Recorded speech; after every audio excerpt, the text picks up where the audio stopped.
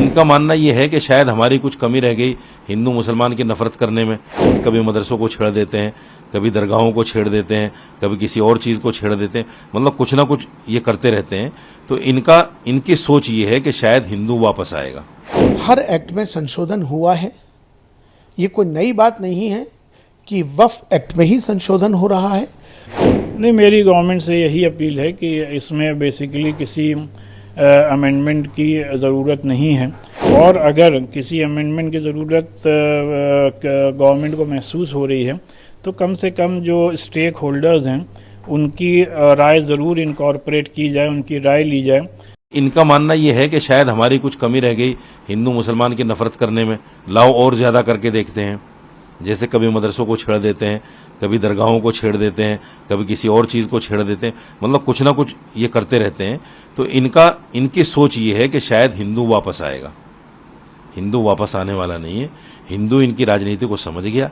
जिस तरह से राम मंदिर को लेकर इन्होंने ड्रामा किया है और उसका राजनीतिकरण किया है, उस धार्मिक स्थान का जिस तरह इन्होंने राजनीतिकरण किया है और जिस तरह से उनको भुनाने का काम किया है, वो हिंदू भाई समझ गया है कि इनकी आस्था नहीं है, ये सिर्फ कुर्सी बचाने के लिए सब कुछ कर रहे हैं।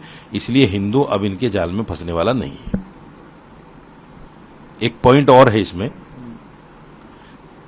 जो सेकुलर पार्टियां इनके साथ लगी हुई हैं, चाहे वो जेडीयू हो या तेलुगु देशम पार्टी हो या बीजू जनता दल हो, क्या उन लोगों को नहीं सोचना चाहिए? तुम मुसलमानों के वोट से आते हो और ये आए दिन मुसलमानों पे हमला कर रहे हैं, तुम्हें शर्म आनी चाहिए, इनसे समर्थन वापस ले लेना चाहिए। या तो इनको बोलना चाहिए कि अगर ऐसी बातें करोगे तो हम समर्थन वापस ले लेंगे। कम से कम दबाव तो बनाएं।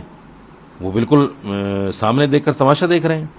इसलिए मुसलमानों को ये भी सोचना पड़ेगा, उन सेक्युलर पार्टियों के लिए भी। देखिए, पहली बात तो ये है कि मैं ये समझता हूँ कि जो वक्फ के अंदर जो अमेंडमेंट हो रहा है, कल कैबिनेट की बैठक हुई है और अब कल संसद में इस पर प्रस्ताव आना है। अमेंडमेंट एक प्रक्रिया है जो समय समय पर होती रहती है। हर एक्ट में संशोधन हुआ है, ये कोई नई बात नहीं है कि वक्फ एक्ट में ही संशोधन हो रहा है। वक्फ एक्ट में भी बार बार संशोधन हुए हैं और ये एक प्रक्रिया है, समय के साथ, समय के अनुसार वो की जाती है।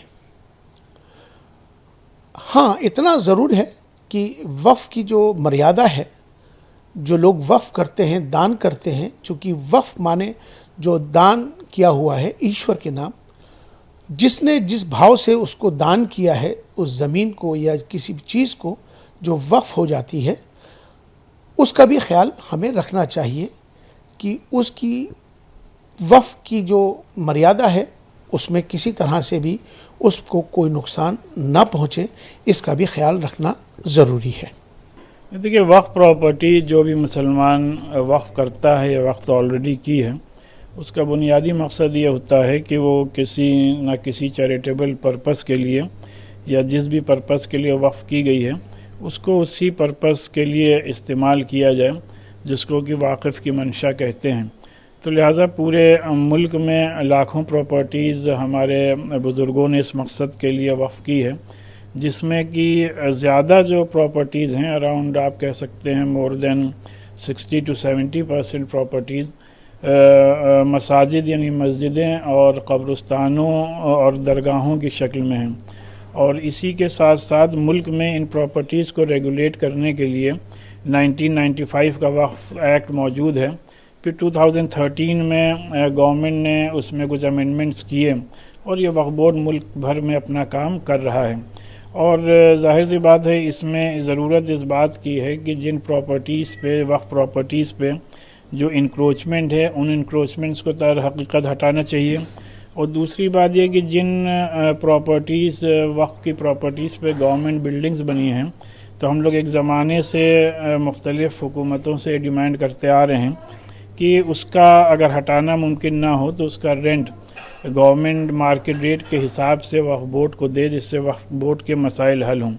बहरहाल अभी गवर्नमेंट क्या इसमें अमेंडमेंट लाने जा रही है, इस बात को तो इल्म नहीं है, लेकिन ज़ाहिर सी बात है हम नहीं समझते कि इसमें किसी किस्म के कोई अमेंडमेंट की ज़रूरत थी। ऑलरेडी वक्फ बोर्ड्स पूरे मुल्क में अपना काम कर रहे हैं और ये properties as per Islamic law लोगों ने वक्फ की हुई हैं, तो लिहाजा जिस मकसद के लिए प्रॉपर्टीज़ वक्फ की गई हैं उसी मकसद के लिए ही इस्तेमाल होनी चाहिए। आप क्या अपील करना चाहेंगे?